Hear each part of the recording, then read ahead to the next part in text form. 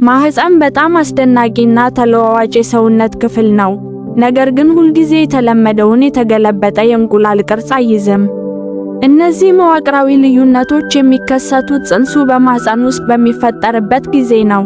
በተፈጥሮ ሁለት ቱቦዎች ተዋህደው ማህፀንን፣ የማህፀን ቱቦዎችን፣ የማህፀን ጫፍንና የሴት ብልትን ይፈጥራሉ። ነገር ግን አንዳንዴ በተለመደው መንገድ ላያድጉ ወይም ላይዋሃዱ ይችላሉ። በዚህም የተነሳ ማህፀን የተለያዩ ቅርጾች ሊኖሩት ይችላል። አንዳንዶቹ የተለመዱ የተፈጥሮ ልዩነቶች ሲሆኑ፣ ሌሎቹ ደግሞ ከውልደት ጀምሮ የሚኖሩ መዋቅራዊ ለውጦች ናቸው። ሴፕቴት ማህፀን ከውልደት የሚፈጠር ሁኔታ ሲሆን፣ የማህፀንን የውስጥ ክፍል በከፊል ወይም ሙሉ በሙሉ የሚከፍል ስጋ ወይም ቲሹ ሲኖር ነው። የማህፀን ውጫዊ ቅርጽ የተለመደ ቢመስልም፣ የውስጠኛው ክፍል ግን የተከፈለ ነው። ይህ ልዩነት የማህፀንን የውስጥ ክፍል እንጂ እንቁላል ማምረቻዎችን ኦቫሪስ ስለማይጎዳ የወር አበባና የሆርሞን መጠን የተለመደ ይሆናል። ምንም እንኳን ብዙ ሴቶች ምልክት ባያሳዩም፣ ሴፕቴት ማህፀን ከተደጋጋሚ የጽንስ መጨንገፍ ወይም ጽንሱ በትክክል ካለመቀመጥ ጋር ሊያያዝ ይችላል። በብዙ አጋጣሚዎች በቀላል ቀዶ ጥገና ይህንን ማስተካከልና ጤናማ እርግዝና እንዲኖር ማድረግ ይቻላል።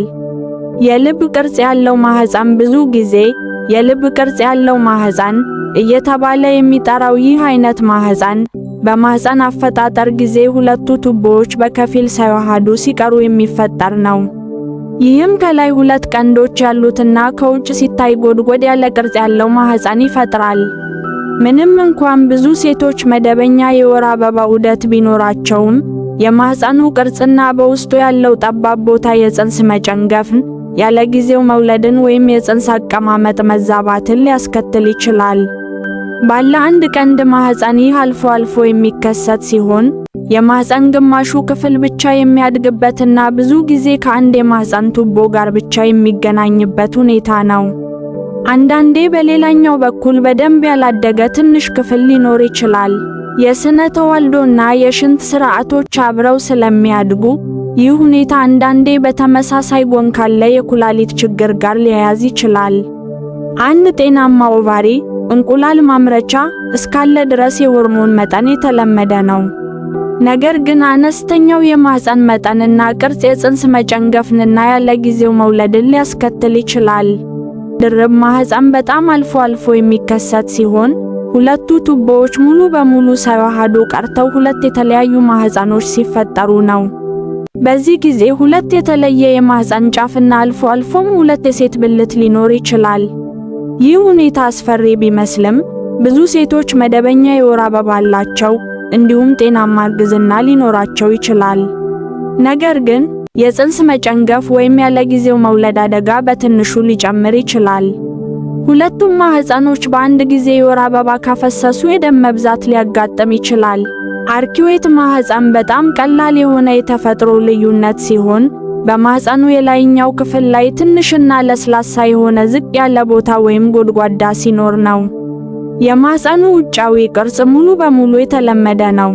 አብዛኛዎቹ የሕክምና ባለሙያዎች ይህንን እንደ በሽታ ወይም ያልተለመደ ቅርጽ ሳይሆን እንደ ተፈጥሯዊ ልዩነት ነው የሚያዩት። በእርግዝና ወይም በመውለድ ላይ ምንም ችግር አያመጣም። ይህ አይነቱ ማህፀን ያላቸው ሴቶች ለሌላ ምርመራ አልትራሳውንድ እስካላደረጉ ድረስ ይህ ልዩነት እንዳላቸው ላያውቁ ይችላሉ። በጣም የሚያስገርመው ነገር ብዙ ሴቶች እነዚህ ቅርጾች ኖሯቸው በጭራሽ አለማወቃቸው ነው። ጥናቶች እንደሚያሳዩት ወደ 5% የሚጠጉ ሴቶች የተለየ የማህፀን ቅርጽ አላቸው። አብዛኛዎቹ ምንም አይነት ምልክት ሳያዩ መደበኛ ህይወታቸውን ይመራሉ፣ ልጆች ይወልዳሉ፣ እንዲሁም ማረጥ ሜኖፖዝ ላይ ይደርሳሉ። ብዙ ጊዜ እነዚህ ቅርጾች የሚታወቁት በአጋጣሚ ለሌላ ህመም አልትራሳውንድ ሲነሱ ወይም ጽንሱ ሲገለበጥ በሚደረግ ምርመራ ብቻ ነው።